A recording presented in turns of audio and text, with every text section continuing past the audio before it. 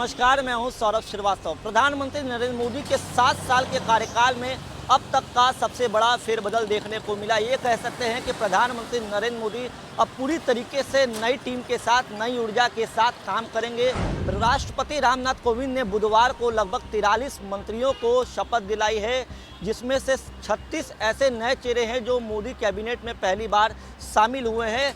हालांकि जो पूरा नया मंत्रिमंडल किया गया है, मंत्रिमंडल का जो विस्तार किया गया है, इसमें आगामी विधानसभा चुनाव को भी मद्देनजर रखा गया है। उत्तर प्रदेश की अगर बात करें तो देश का सबसे बड़ा राज्य उत्तर प्रदेश है और आने वाले दिनों में कुछ ही महीनों बाद उत्तर प्रदेश में विधानसभा के चुनाव होने हैं। तो उत्तर प्रदेश से भी 7 नए लोगों को, 7 नेताओं को, 7 सांसदों को मंत्रिमंडल में शामिल किया गया है। और सिर्फ इन्हें शामिल ही नहीं किया गया, इनके नाम को सेलेक्ट करने से पहले, इनके नाम का चयन करने से पहले पूरी तरीके से जातिगत समीकरण को भी देखा गया है, क्योंकि उत्तर प्रदेश में आने वाले दिनों में विधानसभा चुनाव है और विधानसभा चुनाव में जातिगत समीकरण जो होता है वो चुनाव के नतीजों में एक बड़ी भूमिका निभाता है। तो जातिगत समीकरण सेट करते हुए 7 लोगों को मंत्री पद की शपथ दिलाई गई है, जो आने वाले 2022 विधानसभा चुनाव में एक तरीके से बीजेपी की बड़ी दांव मानी जा रही है। हम आपको बता दें, मोदी मंत्रिमंडल में 3 ओबीसी, 3 अनुसूचित जाति और 1 ब्राह्मण सांसद को मंत्रिमंडल में शामिल करके साफ संदेश दे दिया गया है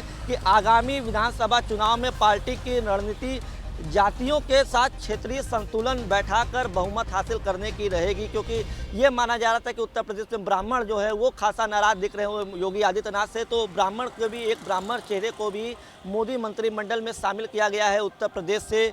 इसके अलावा 3 ओबीसी, 3 अनुसूचित जाति को शामिल किया गया है। अब आपको उत्तर प्रदेश से जो 7 मंत्री शामिल हुए हैं मोदी की टीम में, उनके बारे में बता दें। सबसे पहले नाम आता है मिर्ज़ापुर से सांसद अनुप्रिया पटेल का। ये अपना दल एस से हैं, बीजेपी की एक सहयोगी पार्टी है उत्तर प्रदेश में अपना दल एस, उससे सांसद हैं।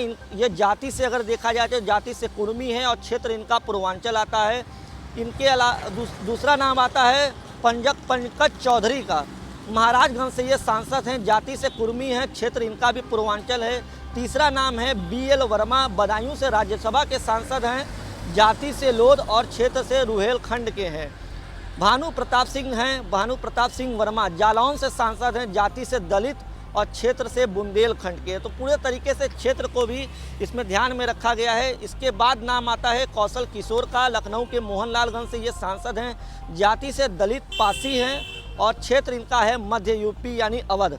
उसके बाद नंबर आता है अजय कुमार टेनी, लखीमपुर से ये सांसद हैं, जाति से ब्राह्मण हैं, क्षेत्र इनका जो है मध्य यूपी है। इसके बाद आता है नंबर आगरा से सांसद SP बघेल का, ये जाति से SC हैं और क्षेत्र से पश्चिम यूपी से आते हैं। तो कहीं ना कहीं जो नया मंत्रिमंडल विस्तार हुआ है, जो राज्य के कोटे से मंत्री बनाए गए हैं, तो उत्तर प्रदेश से 7 लोगों को मंत्रिमंडल में शामिल किया गया है, जिसमें पूरी तरीके से बीजेपी इस बात का ध्यान रखी है कि जातिगत समीकरण, क्षेत्र का समीकरण कहीं बिगड़े ना, नए मंत्रिमंडल में किसी को शिकायत न रहे। तो बीजेपी में भले ही मंत्रिमंडल केंद्र की टीम का ऐलान हुआ हो, 7 यूपी के जो मंत्री आए हैं, उसको देख के सिर्फ ये लग सकता है कि बीजेपी जो है आने वाले विधानसभा चुनाव को लेकर के कितनी जमीनी तौर पर तैयारी कर रही है, क्योंकि मंत्रिमंडल, केंद्र के मंत्रिमंडल विस्तार में भी पूरी तरीके से आगामी विधानसभा चुनाव को ध्यान में रखा गया है। केंद्रीय मंत्रिमंडल विस्तार में जातियों को लेकर क्षेत्र का खास ख्याल रखा गया है, ताकि 2022 की जो चुनावी बिसात है वो बिछाई जा सके। तो जो विरोधी पार्टियां हैं, जो विपक्ष की पार्टियां हैं, उनके लिए चुनौती एक बार फिर बढ़ गई है, क्योंकि बीजेपी जो है जातीय समीकरण के साथ साथ क्षेत्रीय समीकरणों को भी सेट करने में लग गई है।